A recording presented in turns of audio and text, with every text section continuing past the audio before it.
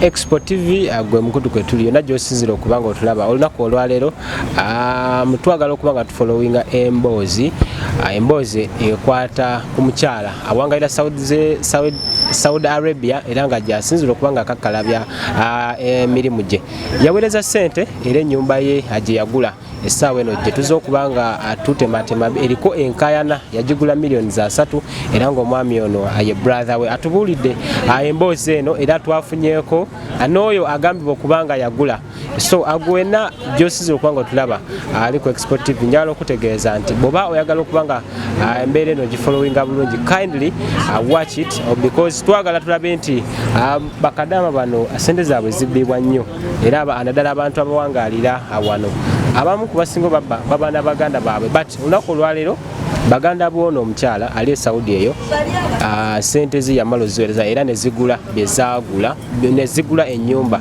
wabula eyamuguza essaawa eno kigambye okusinziira ku brother we nti baagala kuba nga babeekyusiza so gwe wenna ali eyo following emboozi eno bulungi bonna akuletedde eyagula era akuletedde n'eyabaguza era emboozi eno njagala ogifollowing ebenga otuwa comment yo ku biki byonna by'olabye paka gyenagwera. Expo TV to the world. Tuli ano omwami nga kigambibwa ono yayagula ennyumba egambibwa okubaako enkayana esangibwa e Buddo Nakisozi Buddo Kabinja. Wano we tuli Bulenga era nga eno ennyumba we tusanze ebintu nnyumba yani era ebintu ani yabireeta badde njagala kusooka kutandika na tutandike gye byatandikira mujja muti okugenda okugula ennyumba eyo bazze batugamba nti ebadde katale batugamba nti eri katale era ne tujja mukulu wange Mahabuba ne kitaffe omuto Agiswaibu bajja ne balambula ennyumba ng'era ennyumba eyo ne bazuula nga esobola otukolera kubanga twali tugula on behalf of our sister ali Saudi Arabia. So bwe twagiraba ne tukkaanya ne tulaba ani atunda era omukyala ne tukwatagana naye taata wange omuto ne brother wange ne bakkaanya n'omukyala sente zatunda ennyumba era baakoma obukadde 3 so kati mukoma obukadde 3 nze naffe twajja nga ba witness oba ne tulambula ddala ennyumba eri ennungi enaakolera sister waffe ne tulaba nga ejja kukola ki ejja mukolera kakati kwe kujja ne ssente ne kulaba akakiiko ne tukola ki ne tusasula ssente ezo tuzisasuddemu emirundi 3 phases bakkaanya obukadde 3 era ne tuzisasula mu phases 3. Feze yasooka twasasula obukadde 2 eyaddako ne tusasula obukadde 5 obukadde 2 mu buwani mukyala Nansamabu Joanita nyini nyumba na nyini nyumba waliwo bani abalala waliwo akakiiko kubanga endagaano gye twakola twagikolera kakiiko era ng'eri witnessed kubanga akakiiko ke kali arbitrator oba wakujjukira nnaku za mwezi oba mu bbanga kyeri payment yasooka yali effected on 1st of August, I think. August? Yeah, 1st August. That is when we made the first payment. Which year? This very year 2023. Okay. So then payment eyokubiri nejja makati, then eyokusatu nejja nga 5th of September.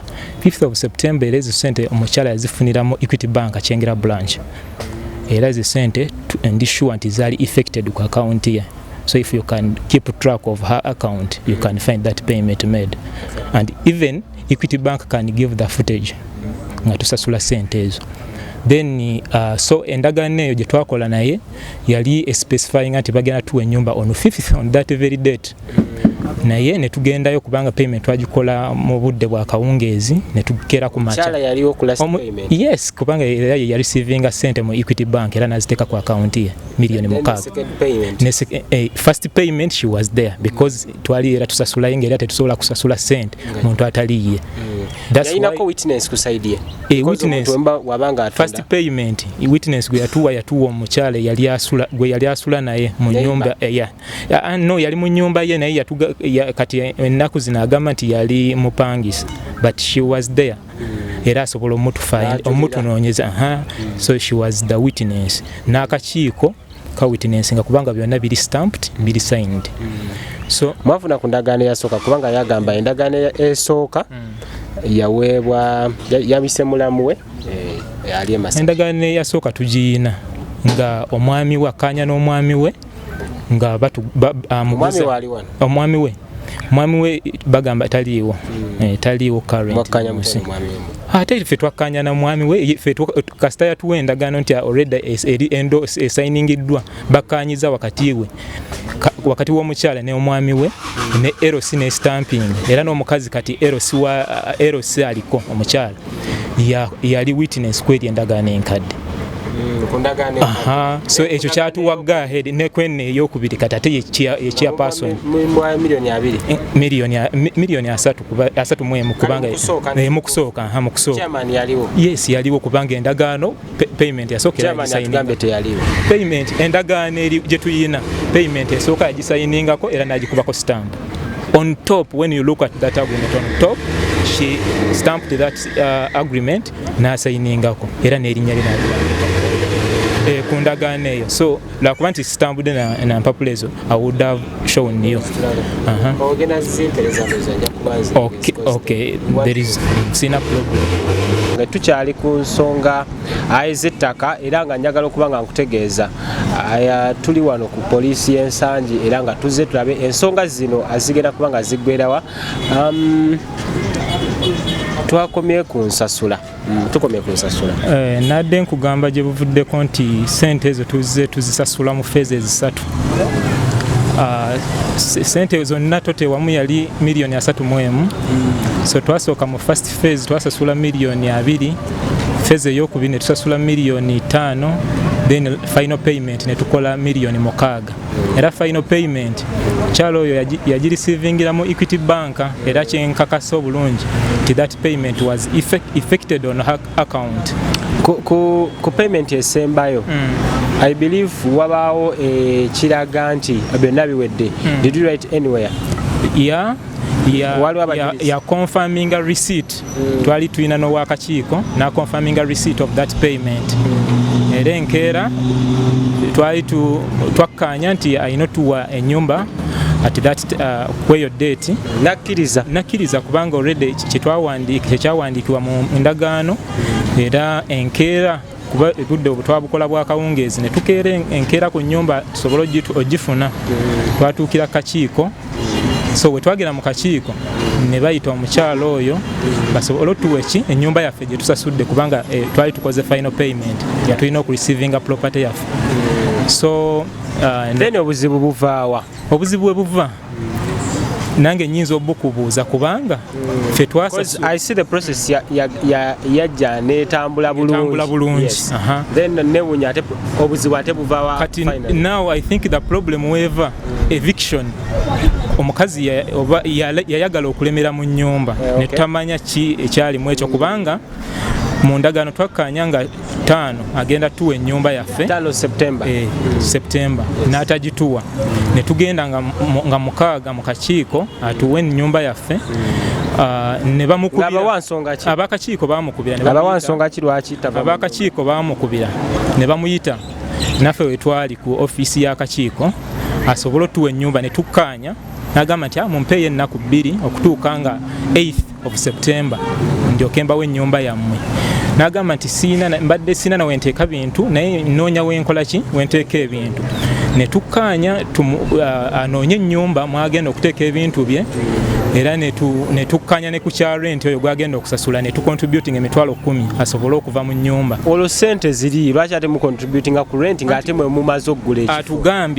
Atugambye talina sente ate nga ffe twagala nnyumba. So obutaagala kuleetawo mbeera etulemesa kufuna nnyumba yaffe kwe contributing emitwalo 10 asobole okufuna ennyumba nga 8 era ne tukola agreement ebyo byonna twabi effectinga mu kiwandiiko abakakiiko we bali naye n'asayininga receiving emitwalo 10 atuwa ennyumba nga 8 so 8 we zaatuuka era ne tukomawo abakakiiko ne bamukubira ne batamufuna ne batugamba nti naffe kati ketusaba olwa chairman era kwali mu ebyo byonna nga bitambula tuzze tutambula n'akakiiko konna kuva mu first payment up to we batuwa ennyumba kuba ennyumba already akakiiko kamala ne kabawa ennyumba kakati kyembadde ngezaako okuleetako nti nga 8 we twajja 8 tukoze endagaano naye tukanyiza naye ne tumuwa emitwalo 10 nga 8 atuwa ennyumba ne tutamufuna kwolwo nga 8 then akakiiko nako ne kateekawo request yaako mutuwe nga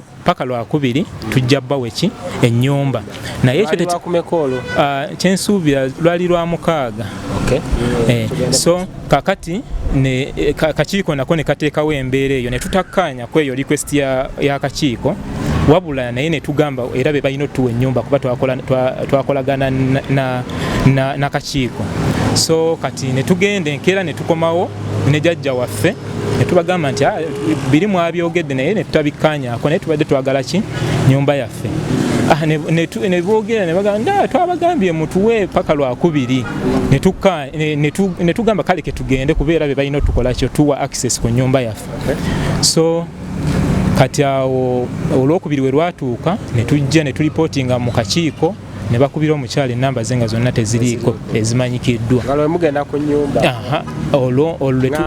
olwo kati mu ebyo byonna nga weemiri nga we mugenda ku nnyumba akyabeerawo oba kati awo sitwagendanga ku nnyumba kubanga byonna twabikolanga n'akakiiko ng'era akakiiko ke kalina otutwala ku nnyumba kaji handing over kuffe kati ku 8 we kyagaana then ne batu extendinga ku lwokubiri ne tulinda olwokubiri ne tujja ku makya ku kakiiko ne tukwatagana nako ne tugenda ne bamenya ennyumba ne babale items ezaabwe zonna ezaalimu ne tuzirikodinga chairman naziconfirminga nastampinga kati ne batusaba request nti tebalina we bakola ki we babikuumira kofi tetulina buzibu tulina store tuyinza obiteeka ne babituwa naye nga already items ziri written era ziri confirmed n'akakiiko kubanga list eyo original copy eya items eri ku kakiiko ffe ne batuwa copy ne tutwala ebintu mu store yaffe kati bwekityo kibadde kijja kitambula naye kakati bwe twamala okufuna ennyumba eyo netuyingira officially sitwaddamu kwogera naye kubeera naye teyaddamu kutukubira netubeerawo naye kakati obuzibu era bwe twabeeranga nga baneiba bajja ne batubuuzabuuza ne batugamba bane mwayingidde omukazi oyo si mwangu mubi bannaye mwebale yes I'm telling the facts kubanga waliwo omukyala ali immediate neighbor avuga Harrier yatuyitakawo naga bannaye mulwana oyo mukazi si mwangu kati naffe ne tufunamu nti obwazabba abantu bangi kati omanyi obuzibu bw'abantu bano abamu bajajinga size bwe bakulaba nga oli muvubuka muto size ntono tebamanya what is behind you so balaba nga bajja kikozesa nga opportunity okusobola okukola ki okutubba kakati kyetwakola naffe fenge already tumanyi nti ebintu byonna kuba twajja bw'obanga ogula ekintu ekisukka mu bukadde 3 olina okuba nga oli serious ng'era otakinga ya precautions kubanga twamanya nga tulina okukuuma documents tulina okutekinga